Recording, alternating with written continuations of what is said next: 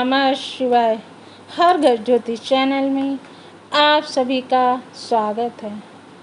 आज हम आपको सूर्य की दृष्टि से परिचित कराने जा रहे हैं। आप सभी अपनी अपनी डायरी पेन लेकर तैयार हो जाइए लिखने के लिए। सूर्य की दृष्टि हमें विभिन्न भावों में क्या फल देती है, इसका हम अध्ययन करेंगे। हम बता रहे हैं और आप सब लोग ध्यान से उसको सुनिए। सूर्य को किसी भी जातक के लिए कुंडली में बहुत एक महत्वपूर्ण ग्रह माना गया है। सूर्य पिता के लिए कारक है। सूर्य आपकी आत्मा है। सूर्य से ही ये सारी सृष्टि परिपोषित होती है। सूर्य से ही रोशनी लेकर पेड़ पौधे अपने अपने भोजन का निर्माण करते हैं। जब सूर्य उगता है तो हम सब अपनी अपनी गति को गतिमान करते हैं। हम सब चलायमान हो जाते हैं सूर्य के उगते हुए कि अब सवेरा हो गया। ठीक उसी तरह से हमारी कुंडली में भी सूर्य विभिन्न भावों में दृष्टि डालते हैं और हमें जो फल देते हैं उसका वर्णन बताते हैं। सूर्य केवल 7वीं दृष्टि ही देता है।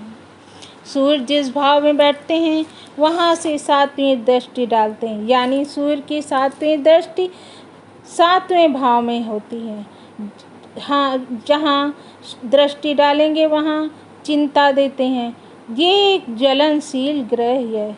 शुभ स्थिति में शुभ जीवन साथी देता है अगर आपकी लग्न में बैठा है, और लेकिन आपके जो जीवन साथी होते हैं उनमें क्रोध की मात्रा बढ़ जाती है।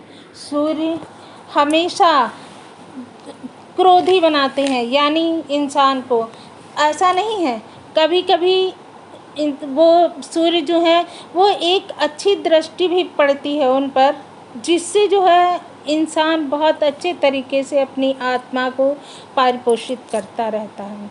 सूर्य अगर आपकी लग्न में है तो आपको लकी बनाता है, आपको भाग्यशाली बनाता है। बस आपके जीवन साथी में क्रोध की मात्रा बढ़ जाती है। जीवन साथी में आपके ईगो बहुत अधिक आ जाता है। क्यों? क्योंकि सूर्य आपके 7वें भाव को देख रहे हैं और 7वां भाव आपके जीवन साथी का है, आपके बिजनेस का, आपके साझेदारी का है। यहाँ पर सूर्य आपके बिजनेस में पार्टनर जो होगा उससे भी आपका मनमुटाव करवा सकते हैं। इसलिए आप जो हैं अपने पार्टनर से झगड़ा ना करें और कोई भी काम जो है वो पार्टनरशिप में मत करें। दूसरे भाव में सूर्य जब आते हैं तो आप जिस घर में बैठे होते हैं वो वहाँ से 7वीं दृष्टि से देखेंगे तो वो 8th हाउस को देखेंगे। आप धन कमाने में हमेशा आपको हेल्थ प्रॉब्लम आ जाएगी, या आप जब धन कमा रहे होंगे ज़्यादा तो आपकी ससुराल की तरफ से प्रॉब्लम खड़ी हो सकती है, या कुछ मन ना लगे, आपका मन इधर उधर लगने लग जाए, आपका बिजनेस में अपने काम में मन हटने लग जाए। यहाँ से अचानक धन की प्राप्ति भी हो सकती है सूर्य के द्वारा।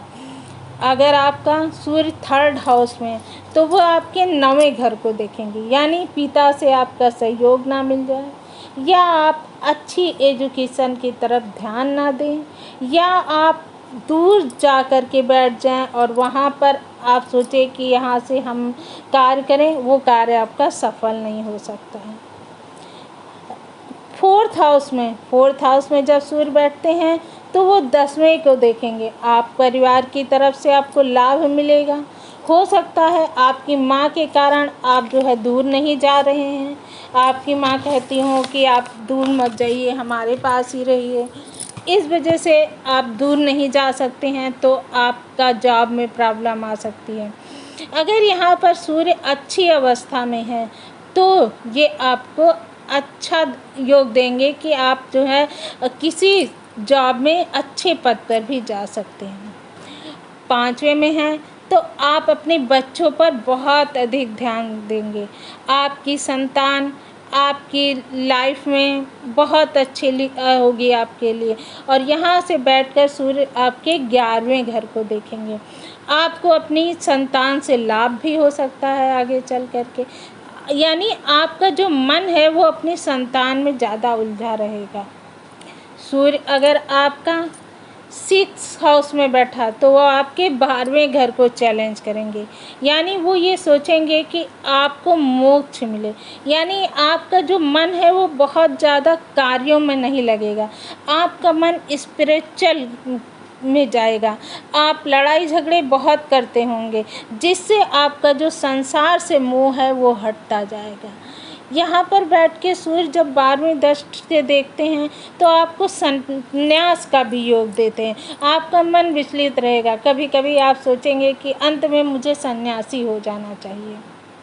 सप्तम भाव में बैठकर सूर्य लग्न को देता, आपका पूरा ध्यान अपने स्पाउस पर रहेगा। आप सोचेंगे कि मैं अपने स्पाउस को किस तरह से खुश रख सकूं। आप खुद आगे नहीं बढ़ेंगे, क्यों? क्योंकि आपका ध्यान अपने ऊपर रहेगा ही नहीं। आप तो 24 घंटे अपने स्पाउस के बारे में सोच रहेंगे। लेकिन अगर यहाँ पर सूर्य उच्च के बैठे हुए हैं तो आपको अपने स्पाउस से प्रॉफिट भी होगा। लेकिन कभी कभी यहाँ पर सूर्य बैठ करके आपका जो मन होता है वो अपने स्पाउस से दूर कर देते हैं, जिससे और आपके स्पाउस दोनों के बीच में इतना अधिक ईगो हो जाएगा कि आपकी जो मैरिज लाइफ है उस पर आप ध्यान ही नहीं देंगे।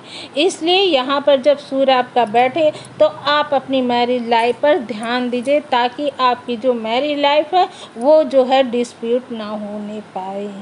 सूर्य जब 8वें घर में बैठते हैं तो ये दूसरे हाउस पर दृष्टि देते हैं, यानी आपका मन, परिवार, धन और संस्कार पर रहेगा।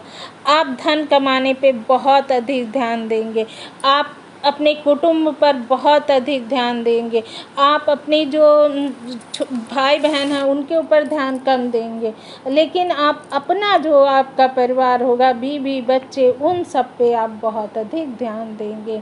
9th हाउस में सूर्य बैठे हो तो 3rd को देखते हैं, आपका चरित्र उतार रहेगा, आप उदार चरित्र वाले होंगे, आप धर्म प्रचारक होंगे, आप धार्मिक कार्य करते होंगे, आपके छोटे भाई बहनों की जिम्मेदारी आप पर ज़्यादा होगी, आप पुरुषार्थी होंगे। 10वें घर में बैठकर सूर्य 4थे को देखते हैं, यानी आपकी माता आपको चैलेंज करती होंगी।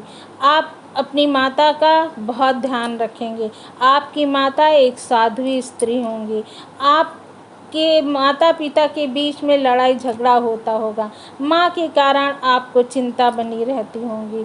आप सम्मानित होंगे, आप उच्च पद पर कार्य करेंगे, आपके पास भूमि भवन वाहन का सुख बहुत अच्छा होगा।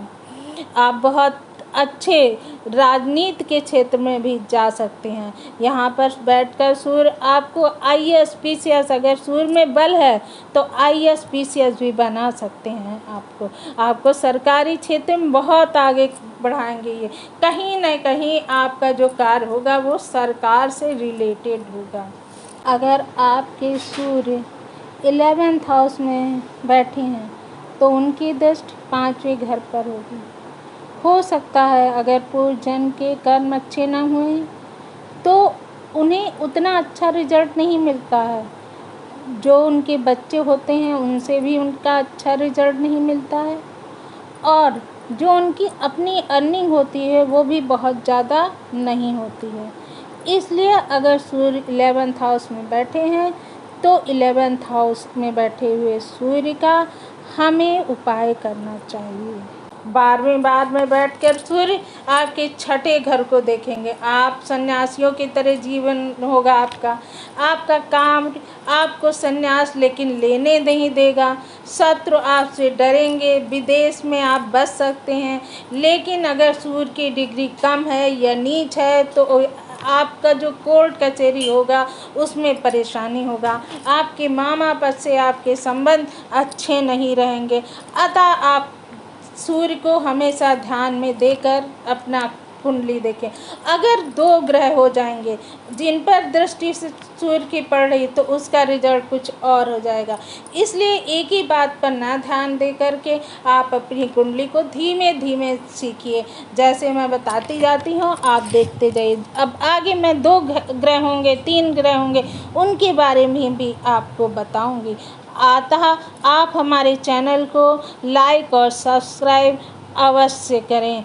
ओम नमः शिवाय।